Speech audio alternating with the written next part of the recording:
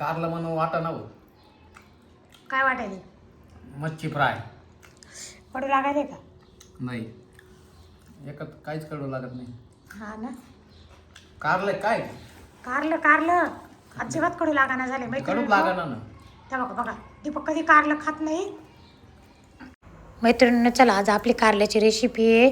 तुम्हाला मी सांगते, अजिबात न कडू होणारं कारलं घरात नाही खाणारे सगळे कारलं खातील. आता आपण कारल्याच्या 2 भागे करून घेतले, त्याच्यात मीठ भरून ठेवायचं.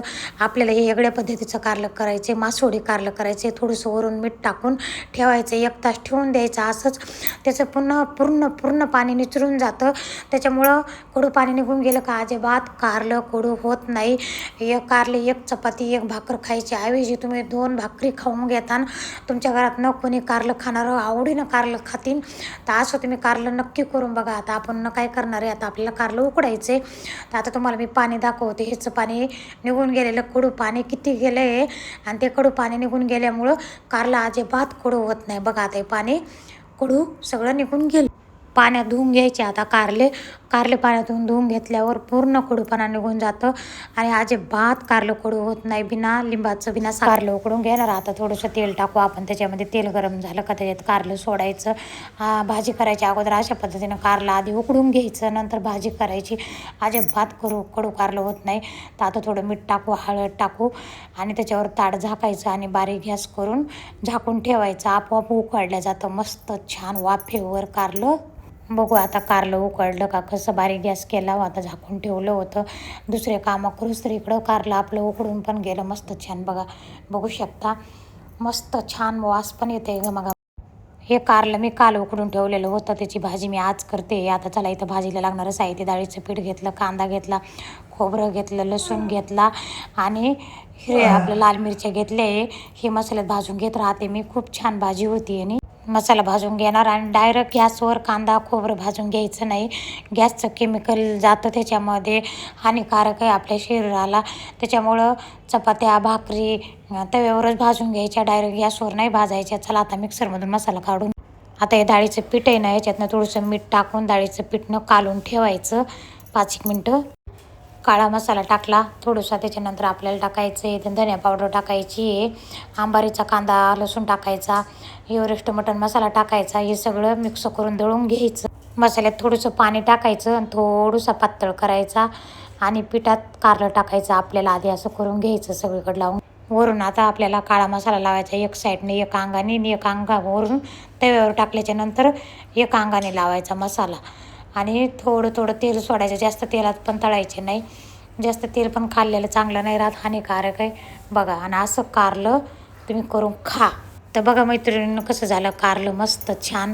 तर या कारल्याला मासोडी कारलं म्हणते तर, आणि खूप चांगलं लागतं. आमच्या भागात हे असं जास्त केलं जातं या प्रकारचं. असं कारलं इकडं नाही माहिती या भागामध्ये. मासोडी कारलं म्हणजे काय हेच माहीत नाही ना, असं कारलं करते हे सुद्धा माहीत नाही. तर झालं माझं कारलं तयार. बघा मस्त छान खमंग चवदार झणझणीत आणि कमी तेलामध्ये. असं काही नाही की जास्त तेल टाकल्यावरच भाज्या खमंग होत्या, तर कमी तेलातसुद्धा भाज्या छान चवदार होत्या. मैत्रिणी तर अशी कारल्याची भाजी करून खा नक्की एका दिवशी. खूप चांगली लागते, खमंग लागते, चवदार लागते. आपण कुठं बाहेर चाललो, फिरायला चाललो, हे 2-3 दिवस राहता याला काही होत नाही, तर बरोबर घेऊन जाऊ शकतो प्रवासामध्ये सुद्धा आपण. तर चला ठीक आहे.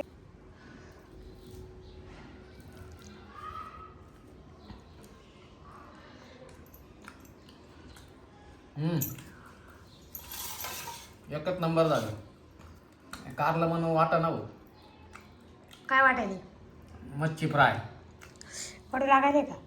नाही, एकच काहीच कडू लागत नाही. हा ना. कारले काय कारलं अजिबात कडू लागाना झाले कडूच लागाना ना. त्या बघा दीपक कधी कारलं खात नाही, आज खातोय तो आवडीनं. असं करून बघा नक्की, तुम्हाला कारलं आवडन. आणि खूप छान इतकं चवदार मस्त लागायले. बघू शकता मालकरी माणसाची मच्छी फ्राय. मैत्रिणीनं चला इथं रस घेऊ आणि अचानकच रस घ्यायला तुम्हाला असं वाटतं असं अचानकच निघालो आम्ही. माझ्या इनबाई आहे ना त्यांची आजी खूप वयस्कर झालेले होते. आता 10 दिवसापूर्वी त्या देवाच्या दारी गेल्या. मग आम्हाला दारावर यायचं होतं त्यांच्या जावाला मला. तर मग आज वेळ भेटला तर सकाळी त्यांचा फोन आला. सकाळी म्हणे जाऊ. तर मग परत त्यांचं रईत झालं. मग मला नंतर त्यांनी अचानक 2:30 वाजता फोन केला. म्हणे येता का आहे का आता वेळ तुम्हाला. तर मग आलो आम्ही. पण मग दुसरा व्हिडिओ कुठलाच घेतला नाही मैत्रिणींनं. तर चला ठीक आहे. माझ्या यूट्यूब चॅनलवर तुम्ही जर नवीन असाल तर मैत्रिणींनं सबस्क्राईब करा, लाईक करा, शेअर करा, कमेंट करा. तुम्हाला कशी व्हिडिओ लागते ते पण मला नक्की कमेंटमध्ये सांगा. मी तसा टाकायचा प्रयत्न करीन मैत्रिणींनो. यूट्यूबवर काम करणं सोपं नाही, खूप अवघड आहे मैत्रिणींनो. तर चला ठीक आहे, भेटू आपण आता पुढच्या व्हिडिओमध्ये. शुभ 5 वाजता.